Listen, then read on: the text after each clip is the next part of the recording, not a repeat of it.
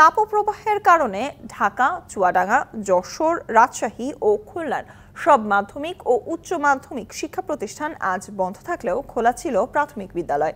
ক্ষুদে শিক্ষার্থীরা বলছেন, প্রচণ্ড গরমের মধ্যে লোডশেডিংয়ে ক্লাস করতে ভীষণ কষ্ট হয়েছে।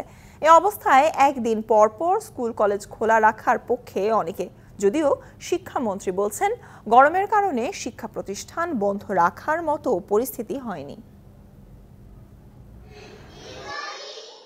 প্রচণ্ড গরমের কারণে ঢাকা, চুয়াডাঙ্গা, যশোর, খুলনা ও রাজশাহীতে সোমবার মাধ্যমিক ও উচ্চ মাধ্যমিক শিক্ষা প্রতিষ্ঠান বন্ধ থাকলেও খোলা ছিল প্রাথমিক বিদ্যালয়।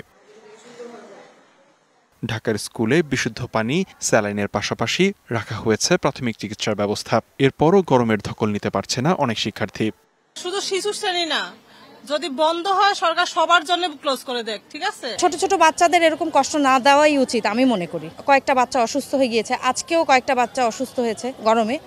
গরম উপেক্ষা করেই চুয়াডাঙ্গায় প্রাথমিক বিদ্যালয়ে ক্লাস করে শিক্ষার্থীরা। তবে জেলার মাধ্যমিক বিদ্যালয়ে তৃতীয় শ্রেণী থেকে পঞ্চম শ্রেণী পর্যন্ত নোটিশ ছাড়াই ক্লাস বন্ধ থাকায় ভোগান্তিতে পড়ে শিক্ষার্থীরা। স্যাররা বলেছে যে 7টার সময় আমাদের পড়াবে, এসে দেখছি স্কুল বন্ধ।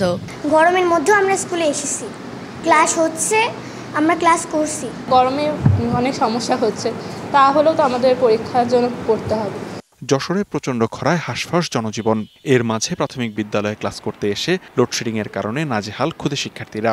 রাতের ঘুম হয় না, পরে স্কুলে সকাল সকাল ভোরবেলা স্কুলে আসতে একটু কষ্ট হয়। স্কুলে বিদ্যুৎ না থাকলে আরো কষ্ট হয়। রাজশাহীতে সরকারি প্রাথমিক বিদ্যালয়ে ক্লাস হলেও উপস্থিতি খুবই কম। যারা এসেছে লোডশেডিং এর কারণে ভুগতে হয়েছে তাদের। এখানে কারেন্ট চলে গেলে খুব কষ্ট হয়, গরম লাগে খুব। গরমে স্কুলে থাকা যাচ্ছে না, তাও কষ্ট করে থাকতে হচ্ছে। খুলনার প্রাথমিক বিদ্যালয়ে পর্যাপ্ত পানির ব্যবস্থা রাখার পাশাপাশি ড্রেস কোডেও আনা হয়েছে শিথিলতা। পর্যাপ্ত পানির ব্যবস্থা রাখছি। কেটস এখন বন্ধ করে দিছি গরমের জন্য, যে কেউ কেটস পরে আসবে না, শুধুমাত্র পোশাকটা পরে আসবে। ঢাকা বিশ্ববিদ্যালয়ে এক অনুষ্ঠান শেষে সাংবাদিকদের প্রশ্নের জবাবে শিক্ষামন্ত্রী বলেন, গরমের কারণে সারা দেশে শিক্ষা প্রতিষ্ঠান বন্ধ করার মতো পরিস্থিতি তৈরি হয়নি। যেখানে তাপমাত্রা 40-এর ঊর্ধ্বে যায়নি, সেখানে তো আসলে খোলা রাখলে সেটা সে অর্থে সমস্যা নয় বলে আমি ব্যক্তিগতভাবে মনে করি। বাংলাদেশের জন্য এই মুহূর্তে অত্যন্ত সেই অর্থে একেবারে সব বিদ্যালয় বন্ধ করে দিতে হবে এই ধরনের পরিস্থিতি নয়।